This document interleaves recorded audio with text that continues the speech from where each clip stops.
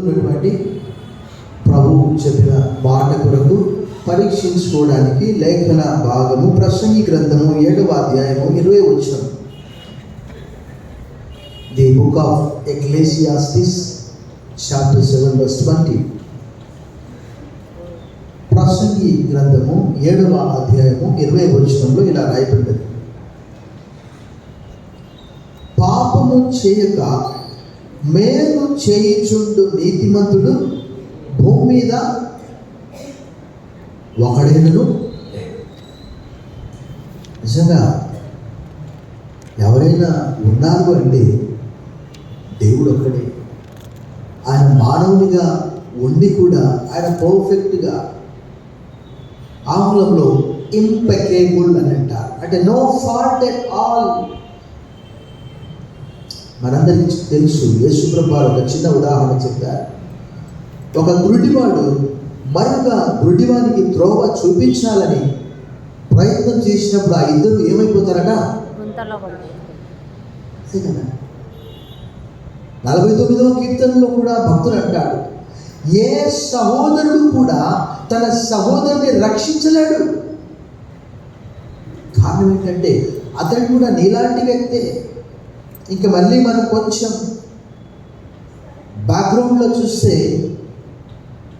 కయీను హేబెల్ మీద పడి ఏం చేశాడు? ముద్దు పెట్టుకున్నాడు కదా, ఏం చేశాడు? అకారణంగా, అమానుషంగా. ఏం కారణం ఏదైనా ఉందా? కేవలం ఏంటి? కయీను అర్పణను దేవుడు అంగీకరించలేదు, హేబెలు అర్పణను దేవుడు అంగీకరించాడని కదా.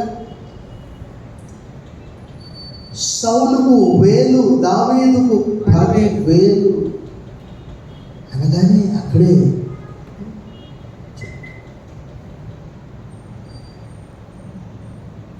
ఇతరులు భార్యను పొగిడితే కూడా భర్త తట్టుకోలేదు, భర్తను ఎక్కువగా పొగిడితే కూడా భార్య తట్టుకోలేదు. అక్కడ భక్తుడు చెప్తున్నాడు, పాపము చేయక మేలు చేయించుండు నీతిమంతుడు ఒక్కడు లేడు. కానీ ఒకే ఒక వ్యక్తి ఎవరంటే ఆయన యేసుక్రీస్తు వారు. దగ్గరగా చెప్పండి ప్రభుత్వం. దేవుని వాక్యము తెలియజేస్తున్నది యోహాను 1:29, యోహాను 1:36. Here is the Lamb of God who takes away the sin of the world. మరునాడు యోహాను యేసుక్రీస్తు వారు అలా రావడం చూసి అన్నాడు, ఇదిగో లోక పాపమును మోసుకొని పోవు దేవుని గొర్రెపిల్ల. ఈ సాయంకాలం ఈ రొట్టె ఆయన శరీరానికి సాదృశ్యంగా యేసుప్రభు వారు చెప్పారు, this is my body that is broken for you. ఇది మీ కొరకు వెరువబడిన, నలగొట్టబడిన నా శరీరము. 129వ కీర్తన 3వ వచనం ఎప్పటికీ నేను జ్ఞాపకం చేసుకుంటాను. ఆయన వీపు ఎలానట? నాగటి సాళ్ల వలె దున్నబడ్డదట. ఆ శరీరాన్ని ఉద్దేశించి ప్రభు అన్నాడు, నా శరీరం తిని నా రక్తము త్రాగువాడే నిత్య జీవం గలవాడు, అంత్యదినమున నేను వారిని లేపుదునని అన్నాడు. సో మానవులందరి కొరకై, మానవుల పక్షముగా, మానవుల పాపాలన్నీ భరించి సిలువలో దానికి సాదృశ్యమైనటువంటి ఈ రొట్టెను మనం పుచ్చుకుంటున్నాము. అది కృతజ్ఞత చెల్లించి పుచ్చుకోవాలని లేఖనం తెలియజేస్తున్నది. మనం పరీక్షించుకుందాం. ఎవడైనా క్రీస్తునందు వాడు నూతన సృష్టి, పాతవి గతించను, సమస్తము కొత్తమైనవి.